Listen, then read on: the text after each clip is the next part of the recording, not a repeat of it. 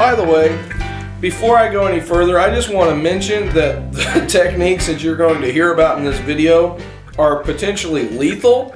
So don't do this on another person unless your life is in absolute jeopardy, and you know, do this all at your own risk. So anyway, back to what I'm saying. That's a strike to the knee.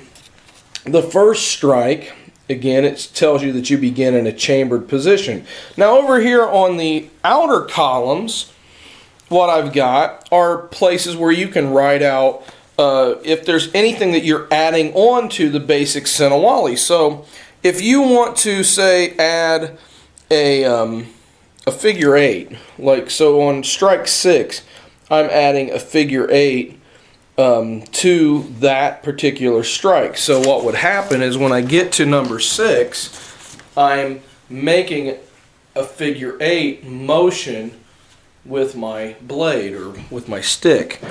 And so that's kind of what that means. Now here's where my technique is getting to be different than I think a lot of other people's techniques. I have added a rhythm chart down at the bottom of the paper. Because I am a music teacher, it makes sense to me that if you plot out the rhythm that you're using, you're going to be more successful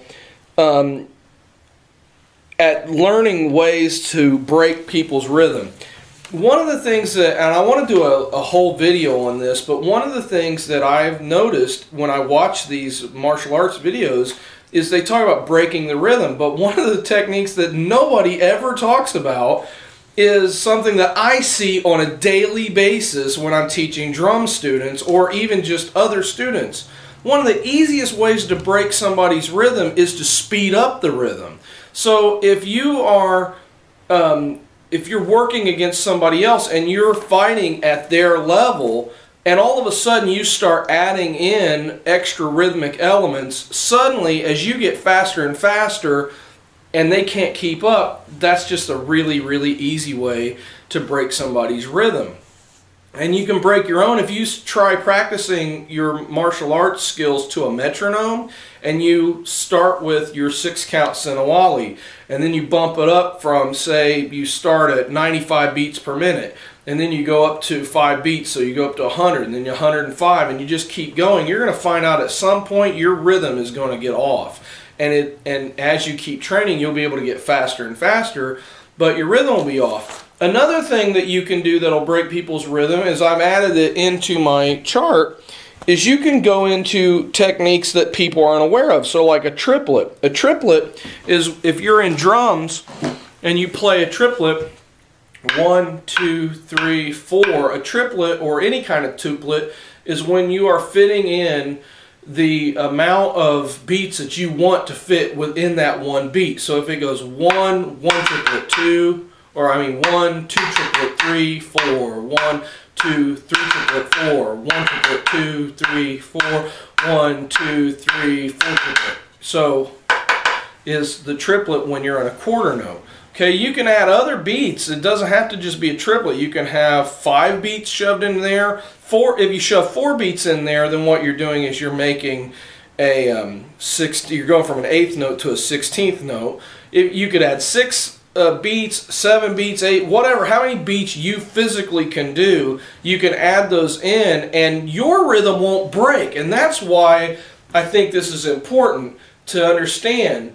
If you are fighting and you break rhythm, not only does your opponent's rhythm get broken, but your rhythm can also be broken. And that's why I would advocate, it would make more sense to me to add a tuplet, whether it's a triplet or a 16th note or a 5-count tuplet, whatever, you're adding that, or tuplet I guess some people would say, you're adding that into the rhythm, and it makes perfect sense to you as you're adding it, but it makes no sense at all to your opponent, and all of a sudden it throws them off, and then you score a hit or you nail them or whatever it is that you're going for.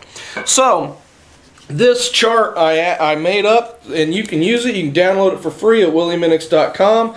I even have color-coded it over here, so where you've got heaven and earth, which is your basic harness labeling system, but I also added foot, stomps or ground attacks, like maybe from the ankle to the foot, because when you actually look at it on a body and you chart it out, this is heaven up here and this is earth down here, and it's like, I think it's better to have a little more specificity. And so then on the same token, I also added overhead strikes too, which to me make a little bit more sense. Maybe they're not for you, but whatever.